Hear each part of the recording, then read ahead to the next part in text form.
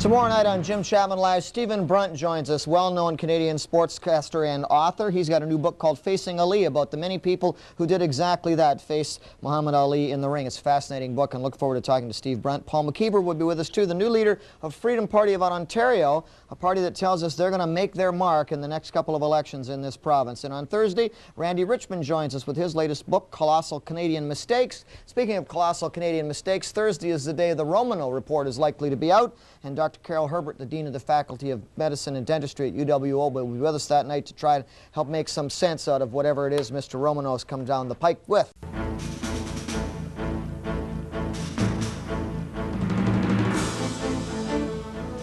Regular listeners to Talk of the Town and 1290 CJBK will be fairly well acquainted with many of the philosophical points and premises that underlie Ontario's Freedom Party. Bob Metz has long been a guest on our Left, Right and Centre part of the program, and I think has been very articulate in explaining sort of the basics of his party, of Freedom Party. But we're very pleased tonight to have in the studio with us the new president, or the leader, what's the right title? Leader. Leader of Freedom Party of Ontario, Paul McKeever. Very nice to have you here. Thanks, Jim. Nice to be here. I say that little setup not just to give Bob a pat in the back, which I don't mind doing, but because he has articulated over the years on our radio program quite a lot about Freedom Party, but it's relatively new to our television audience. It's a name that I suspect some people know, but if they say, you know, you meet people and say, oh, I'm the leader of Freedom Party, I'm sure the question is, if they're not familiar with it, well, what exactly is that? What do you tell them? What's the 30-second version of what Freedom Party of Ontario is all about? Well, you know, right now we're dealing with a situation where the progressive conservatives are vacating common sense in favor of something more akin to the sort of Dalton McGuinty liberalism.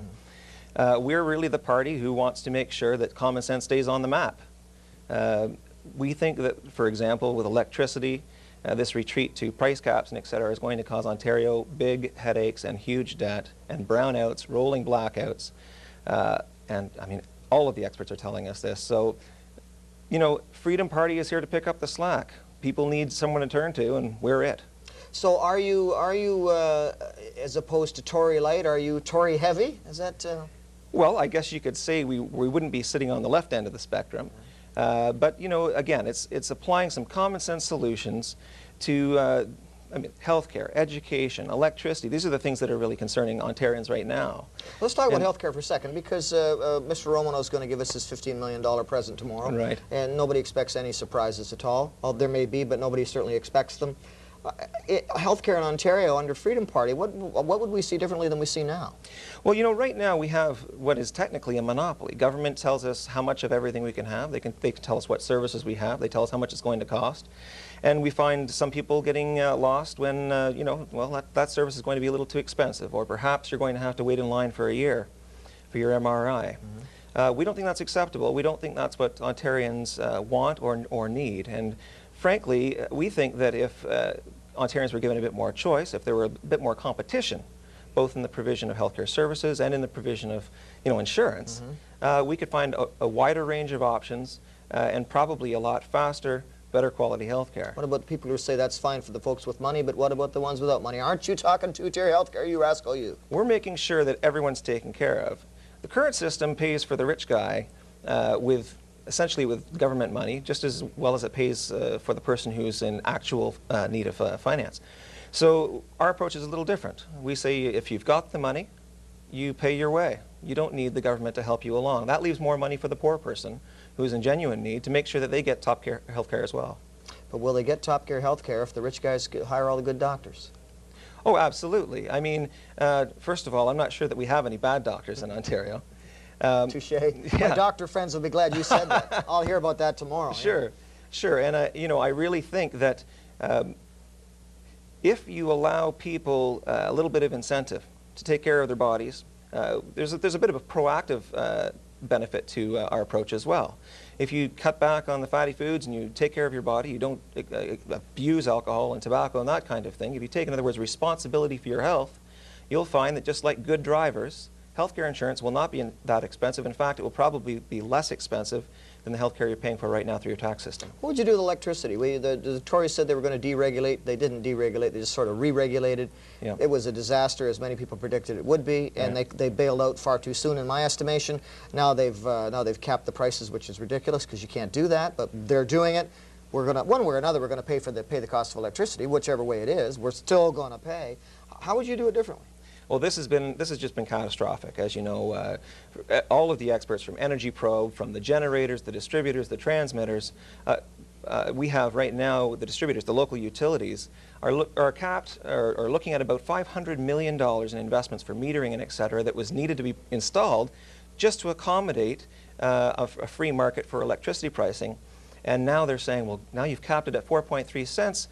Where are we going to get the money? Municipally, I think we're going to be looking at higher taxes. I think we're going to be looking at much higher taxes and debt provincially, and we're certainly not going to fix the electricity supply problem, because Ernie Eves and now Dalton McGuinty and his Liberals have just unanimously backed him on this.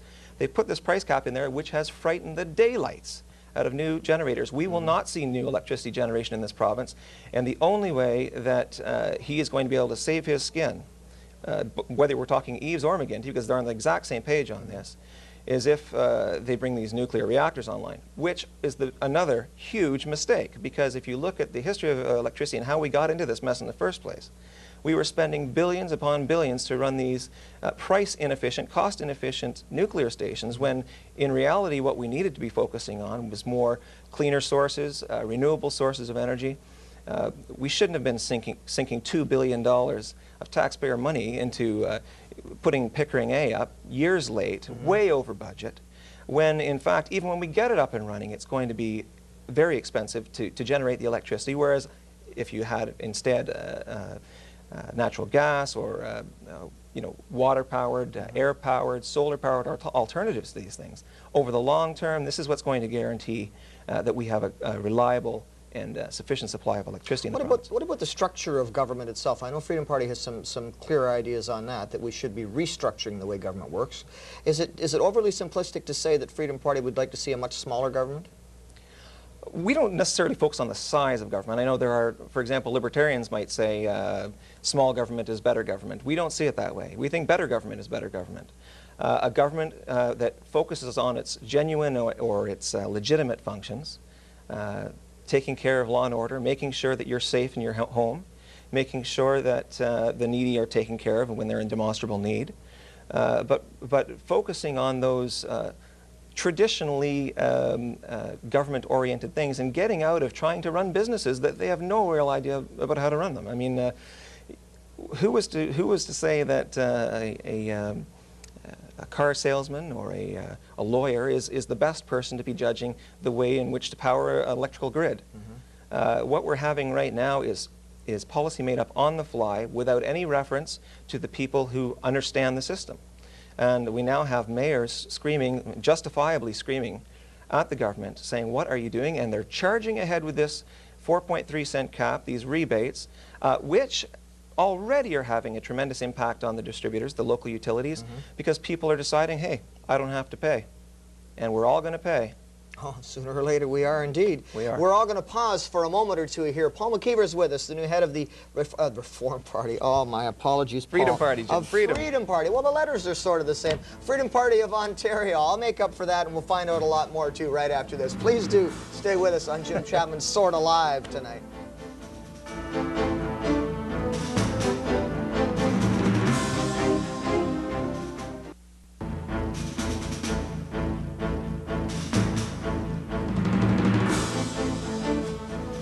Our guest in this portion of the program continues to be Paul McKeever. He is the head of I almost did it again, of the Freedom, I got it on the brain now, of the Freedom Party of Ontario. Paul, again, my apologies, but what the heck, what can I say? Hey, repetition is the best way to get Freedom Party out there. Freedom Party, and not Reform, Freedom Party.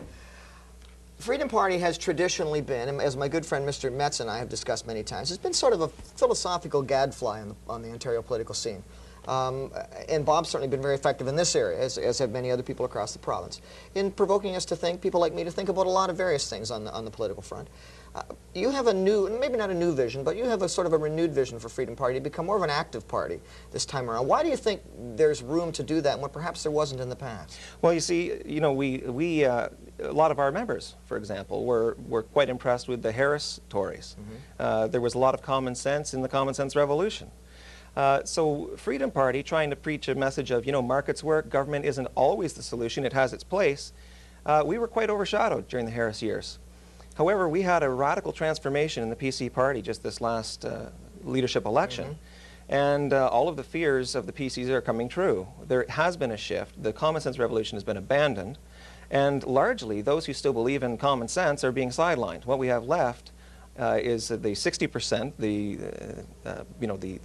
remaining candidates, if you will, not the Flaherty 40, but the rest, who still want to push ahead with something that's more of the liberal thing, and more of the liberal slant. And we're seeing, in fact, liberals voting for PC legislation as if it were their own.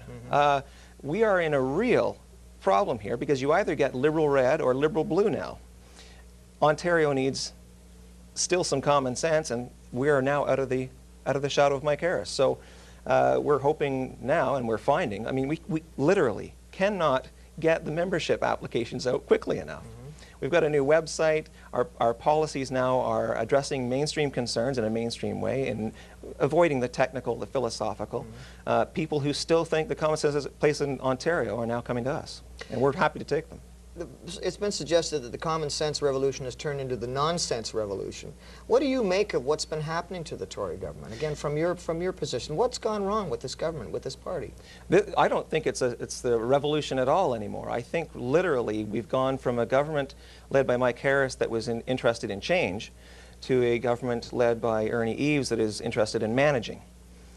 He's doing that because he's trying to distance himself from choice in education. He's trying to distance himself from some of the reforms that were going on in healthcare, and he's certainly now trying to distance himself from his own party's decision to open up the price of electricity to competition, which was wrong, not because there wasn't something to be done, but because he did the wrong thing. The right thing would have been to explain to the public how they can cap their own fees by entering into contracts with retailers, and to explain to them that this is a short-term bumpy ride that is the result not of free market change, but this is a pattern of 20 or 30 years of government-controlled, price-capped, overly taxed electricity suddenly coming onto your bill, not partly taxed and partly on your bill, but the whole thing is shown. It's transparent. You can see it now. This is what you've really been paying for electricity all along. All along, yeah.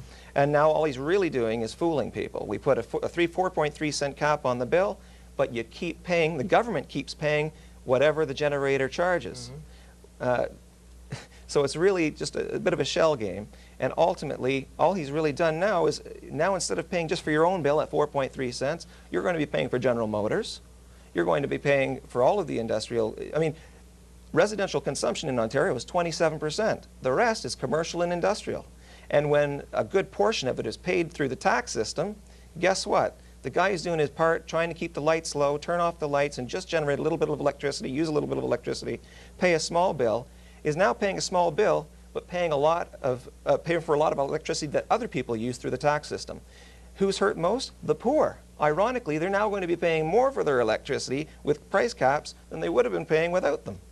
Let me ask you about education, because you alluded to that a moment ago. What's Freedom Party's position on education, public education as we know it today? Would you leave it alone? Well, we certainly wouldn't shut down the schools, no, but we want to give people choice. Right now, you're in a situation where if you have a preference for example, a Catholic school, you can go to a Catholic school. I benefited from a separate school education myself. But the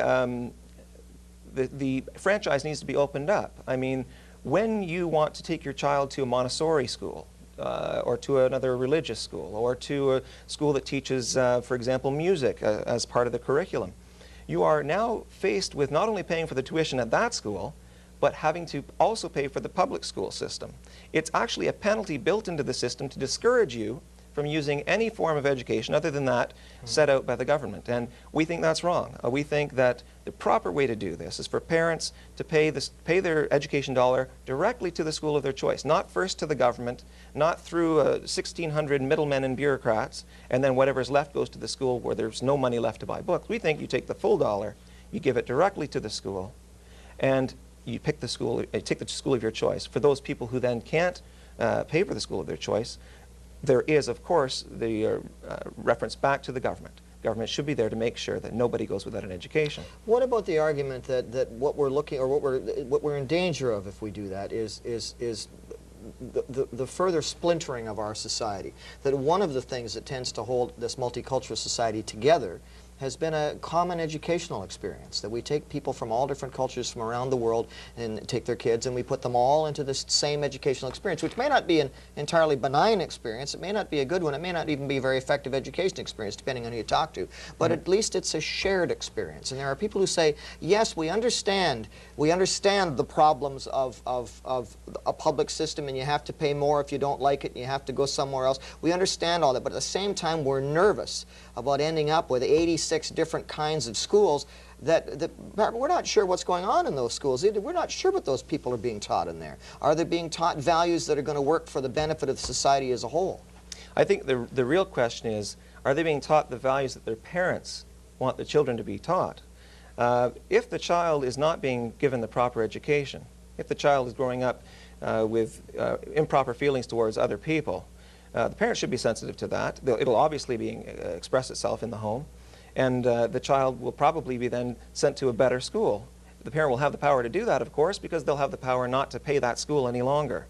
That's the kind of power we want to give parents, the power to say, no, I don't have to send my child to that school any longer. I can get my child out of that perhaps dangerous school. I can get my child out of that school that's teaching them that this is not Merry Christmas, but Merry Season Day, okay? That can take into account that my child doesn't learn the same way as every other child does. What about the parents who want to keep their kids away from those people? Don't we have a real danger there? I don't want my kid going to school with those people. We're going to put him in a school with our kind over here. Yeah. Well, you know, if the choice of school were wholly determinative of your feelings toward other people and your own upbringing, I think we'd probably be in a much better society. I mean, the real problem that parents seem to be experiencing is that after school, their kids are meeting friends at various locations and they're learning through their social interactions maybe behaviors that they wish they wouldn't learn and that they aren't learning in schools. I don't think it's as simple as saying, if my kid goes to this school where he learns a little bit more about music than in the curriculums at the other school, that my kid's going to be a bad kid, and that we have to rely on the state to give the morality of Dalton McGuinty has to be poured into them, or else we're all going to go to heck in a handbasket. I really don't think that's the right approach. Certainly socialization is important, but that's what teams are for. That's what churches are for. That's what friends are for. That's what families are for. That's what parents are for. And certainly, we're also living in a much different society than we were 50 years ago. We've got TV that teaches us values of tolerance.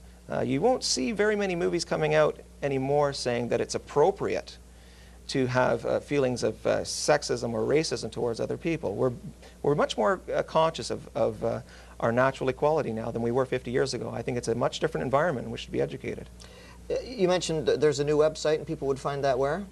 www.freedomparty.on.ca. Pretty straightforward. Absolutely. Not reform, but freedom. Freedom. Not reform, but freedom. Freedom to choose and responsibility to take it. But you do want to reform our government. You do want to make changes, and you've got some plans to do that. What do you need from people? What do you need from the people? What do you need from people watching tonight who are interested in what you've had to say? What do you need them to do?